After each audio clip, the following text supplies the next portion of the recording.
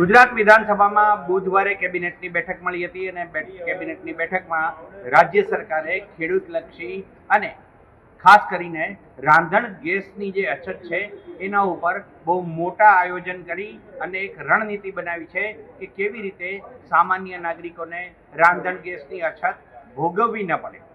સરકારે શું અને કેવું આયોજન કર્યું છે તેના ઉપર પ્રવક્તા મંત્રી જીતુ વાઘાણીએ નાગરિક જોગ એક સંદેશ આપ્યો હતો અને સાથોસાથ એવું પણ કહ્યું હતું કે કોઈ પ્રકારની અફવા ફેલાવશો નહીં.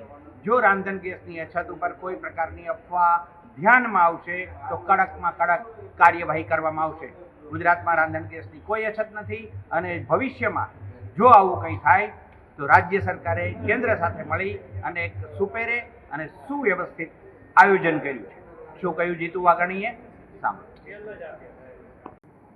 અને ખાસ કરીને આપ સૌએ રાજ્યની જનતા માટે પત્રકારો ચિંતા કરતા કે ગેસની સ્થિતિમાં સરકાર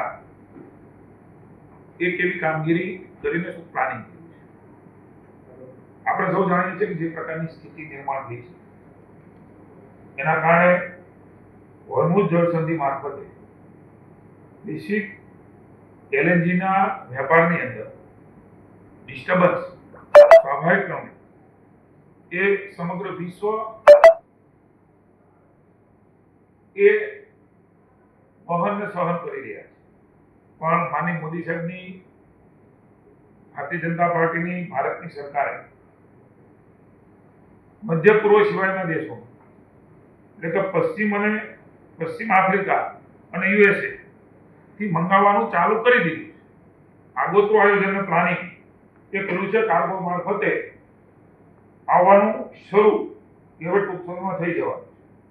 રાજ્યમાં એલએનજીની કમી ન રહે એટલા માટે થઈને ચીફ સેક્રેટરીના અધ્યક્ષપણે એક કમિટી રચવામાં આવી છે.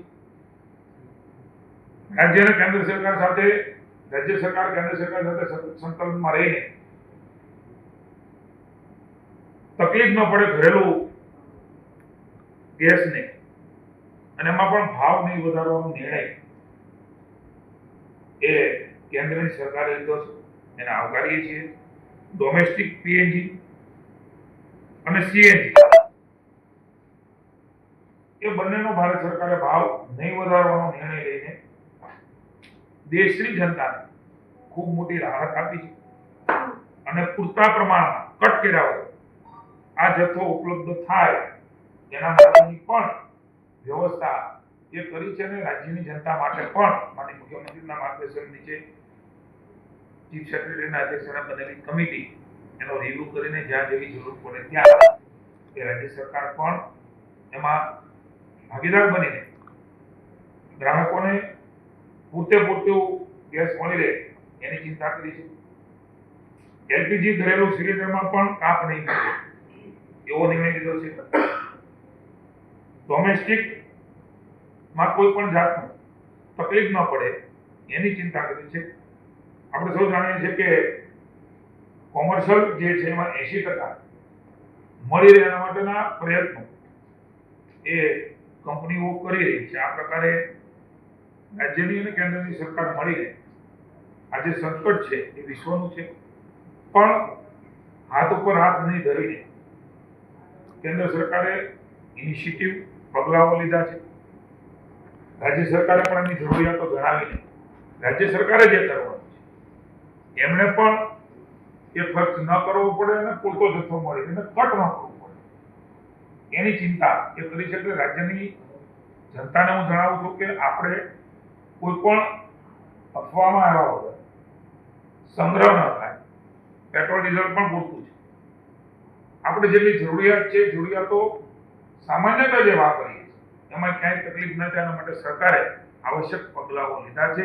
આવા સમયમાં સૌ સાથે મળીને આમાં આપણે આ સમય પસાર કરવા માટે થઈને રાજ્ય અને કેન્દ્રની સરકારને સહયોગ સાહેબ ગઈકાલથી અમદાવાદ, સુરત, રાજકોટ અને કેટલીક જગ્યા પર જે સવારે જ્યાં પણ ગેસના બોટલ મળતા હોય છે ત્યાં લાઈનો લાગી. બીજું કે 3500 થી પણ વધારે આના બોટલના ભાવ થઈ રહ્યા છે, કાળા બજારી થઈ રહી છે. તો સરકાર એની પર અંકુશ કઈ રીતે લાવશે? હું રાજ્યની જનતાને જણાવું છું પૂરતા પ્રમાણમાં વ્યવસ્થાઓ ખર્ચ રાજ્ય સરકારને કેન્દ્ર સરકારે ભોગવવો પડે તો ખરીદી કરીને પણ એ ખર્ચ ભોગવશે, પણ અલગ અલગ માધ્યમોથી અપ્રચાર અને અફવાઓ ફેલાવવાનો પણ એક વર્ગ છે. જનતામાં કેમ કરીને અકળામણ આવે, સરકારો કેમ કરીને ડિસ્ટર્બ થાય, એ પ્રકારનો પણ એક વર્ગ એ યોજનાપૂર્વક ગુજરાતમાં લોકો માટે આ પ્રકારના, મને એવું લાગે છે કે આયોજનબદ્ધ રીતે લોકોને ગેરમાર્ગે દોરે છે. હું વિનંતી કરું છું કે ગેરમાર્ગે દોરવાની આવશ્યકતા નથી. આપે જ્યાં કહ્યું છે અમદાવાદમાં કાળા બજારિયા કોઈ પણ છે તો એને પણ ચેતવીએ છીએ, મહેરબાની કરીને આ પ્રકારના કાળા બજાર કરીને જો અમારી પાસે ફરિયાદ આવશે, આપે કહ્યું છે એની પણ તપાસ અમે કરાવીશું. એમની ઉપર સખ્ત પગલાં લઈને આ સંજોગોની અંદર લોકોની સાથે ઉભા આ તમને તકલીફ હોય તો સરકારને જણાવો. હું લોકોને પણ વિનંતી કરું, અકળામણ રાખ્યા વગર તમારી મુશ્કેલી એ અમારી મુશ્કેલી છે, સરકારની મુશ્કેલી છે. સરકાર એ તમારી સાથે ઊભી છે. જ્યાં પણ જરૂરિયાત જણાય એટલો ઉપયોગ ચોક્કસ કરીએ, પણ સંગ્રહ ન કરીએ. ભવિષ્યમાં આવું થશે. આ કેટલા મહિના સુધી ચાલશે? કારણ કે યુક્રેન અને રશિયાનું વોર ઘણું ચાલ્યું તો આ બધું આપણે જોઈ રહ્યા છે. આપણે મેં કહ્યું એક જળમાર્ગથી આવતું હતું, એના બદલે હવે અન્ય જગ્યાએથી પણ આપણે લેવાની શરૂઆત એ ભારતે કરી દીધી છે. એટલે માત્ર શાંતિને સંયમ રાખીને આપણી જરૂરિયાતો સંતોષવા માટે રાજ્ય સરકાર એ સંપૂર્ણપણે સજ્જ અને તૈયાર છે. જે કરવું ઘટે એ લોકોના હિતમાં રાજ્ય અને કેન્દ્રની સરકાર કરશે. જે પ્રકારનું સંકટ છે, આ સંકટ એ વૈશ્વિક સંકટ છે.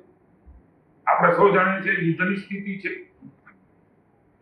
આ તંગદિલીની વચ્ચે ભારત સરકારે આ પ્રકારે નિર્ણય કર્યો છે. કોમર્શિયલ માટે આ નિર્ણય નથી.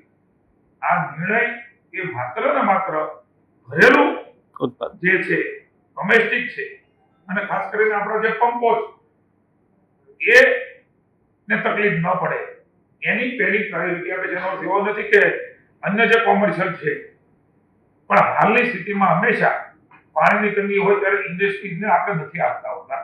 સામાન્ય જનતાને તકલીફ ન પડે એના માટેની પ્રાયોરિટી હંમેશા રહી છે. એ પ્રાયોરિટીના આધાર ઉપર અમે આ કરી રહ્યા છીએ. છતાં પણ જેટલી પણ ઉપલબ્ધતા પ્રાપ્ત થાય, સરકાર ખર્ચ કરીને પણ આ બધી વ્યવસ્થાઓ આપણે એક જગ્યાએથી ઉપાડીને એક જગ્યાએ મૂકી દઈએ આવું નથી. આ જાણો, આપણા માધ્યમથી હું પણ વિનંતી કરું છું કે આપ પણ જાગૃતતા સાથે, જાણકારી સાથે રાજ્યની જનતાને આપણા સમાચાર માધ્યમોથી સાચી માહિતી મળે અને તટસ્થ માહિતી મળે એ પ્રકારનો પ્રયાસ આપ પણ કરજો ને સહકાર આપજો.